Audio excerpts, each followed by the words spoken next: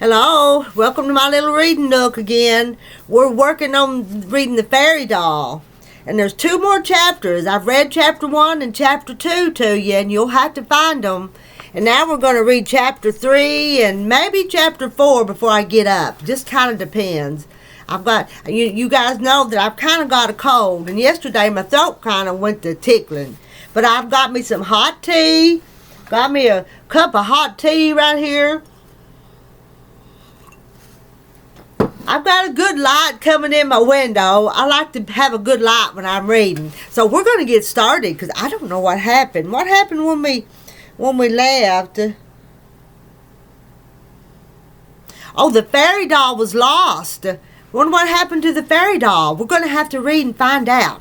Chapter 3. This is the fairy doll by Rumer, Godden.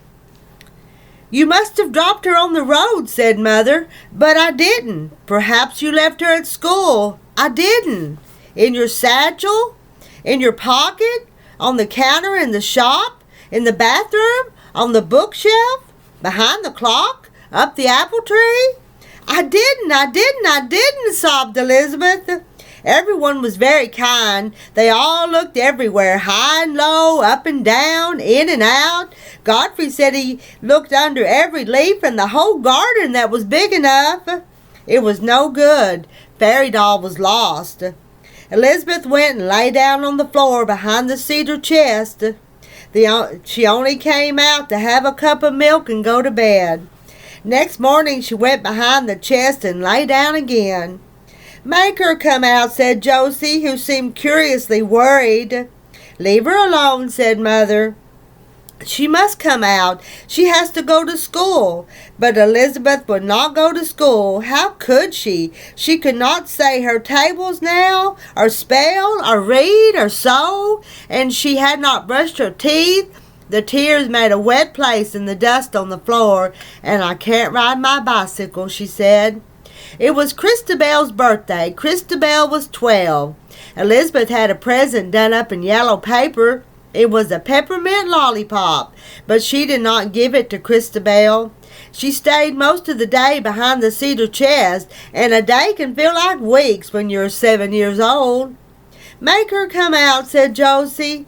At 4 o'clock, Mother came up. Great-grandmother has come for the birthday tea, she said. Great-grandmother? Elizabeth lay very still. I should come down if I were you, said Mother. Last time great-grandmother came, she had sent for Elizabeth, and Elizabeth had come with a tear-stained face. It was tear-stained now, but I could wash it, said Elizabeth, and from somewhere she thought she heard a ting. Her dress had been dirty. It was dirty now, but I could change it, said Elizabeth, and she heard another ting. It was faint and far away. It could not have been a ting because the chest was empty. The fairy doll was gone, but it sounded like a ting. Very slowly Elizabeth sat up. Good afternoon, Elizabeth, said great-grandmother. No one else took any notice as Elizabeth brushed and cleaned in a clean dress, put the present by Christabel, and slid into her own place. She was stiff from lying on the floor, her head ached, and her throat was sore from crying, and she was hungry. Mother gave her a cup of tea. The tea was sweet and hot, and there were minced chicken sandwiches with lettuce, shortcake biscuits, chocolate tarts, sponge fingers, and meringues, besides the birthday cake. Mother passed the sandwiches to Elizabeth and gave her another cup of tea. Elizabeth began to feel much better. Christabel's cake was pink and white. It had Christabel, Happy Birthday written on it and 12 candles. And I, said great-grandmother, am 8 times 12. A dewdrop slid down her nose and twinkled. 8 times 12. Who can tell me what that is? Asked great-grandmother. With her eyes on the dewdrop before any of the others could answer, ting, 96, said Elizabeth. After tea they had races. One was the button, the thread, and the needle. I can race that, said great-grandmother. I'll have Elizabeth for my partner. Great-grandmother threaded the needle as she sat in a chair. Elizabeth had to run with the button, sew it to a patch of cloth, and run back. "I can't," she began. "But nimble fingers," said Great-grandmother. The stitches flew in and out. The button was on. Elizabeth ran back, and she and Great-grandmother won the double prize. Magic pencils that wrote in 4 colors.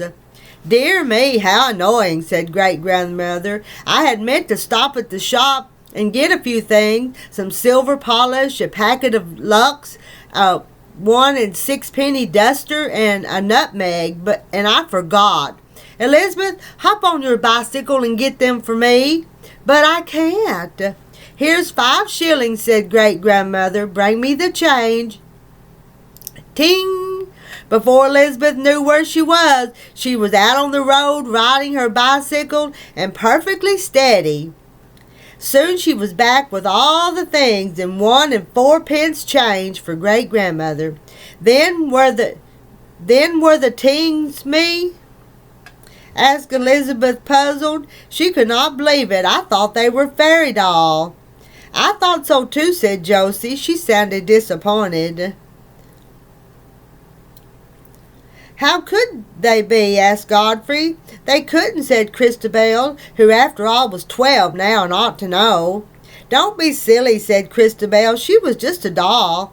"Fairy doll." It was Great-grandmother who corrected Christabel, but her voice sounded high up and far away, as if it came from somewhere else, asked Elizabeth.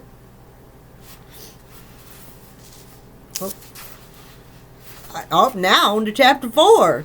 In the country, November and December are the best time for hedges, but now no one picked the old man's beard for a mattress or winter berries to bake. No one went to the wood for fresh moss and new toadstools.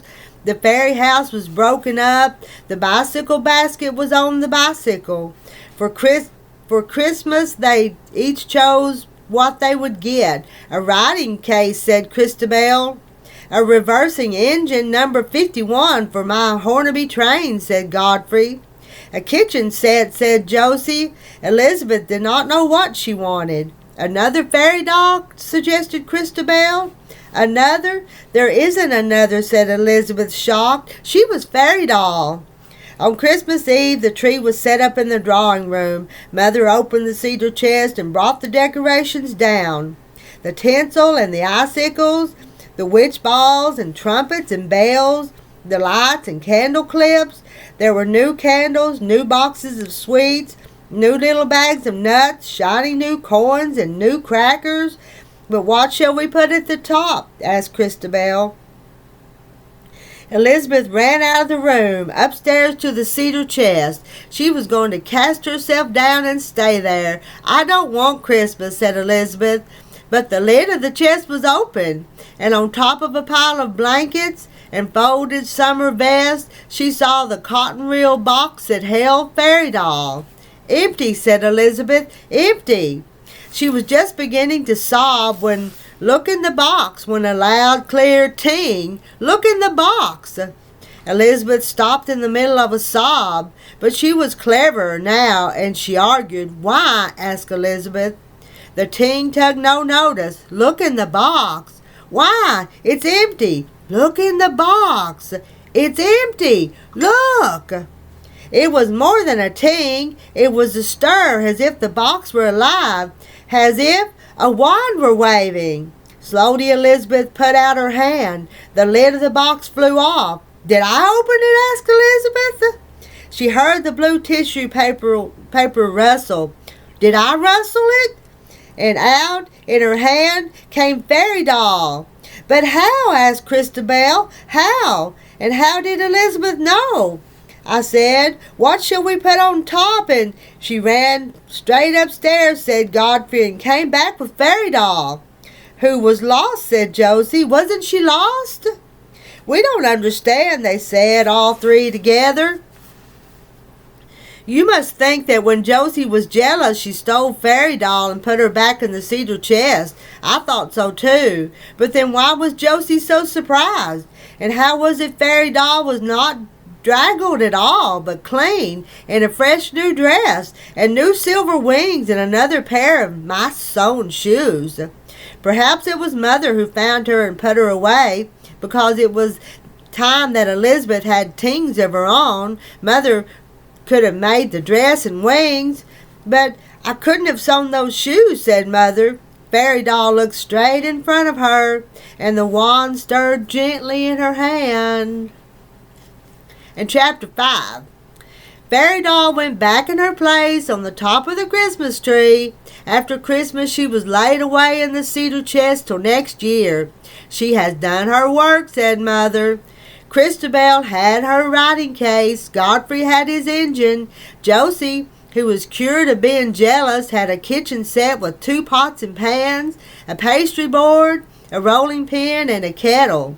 Elizabeth had a long-closed baby doll with eyes that opened and shut. She loves the baby doll, but every time she goes up and down the stairs, she stops on the landing and puts her hand on the cedar chest. Every time she does it, it may be her imagination. From inside comes a faint glass ting that is like a Christmas bell. The end. That's the end of the Fairy Doll. Wonder what happened. Was it a magical doll? I don't know. That was a good story. I enjoyed reading that. Y'all, love ya.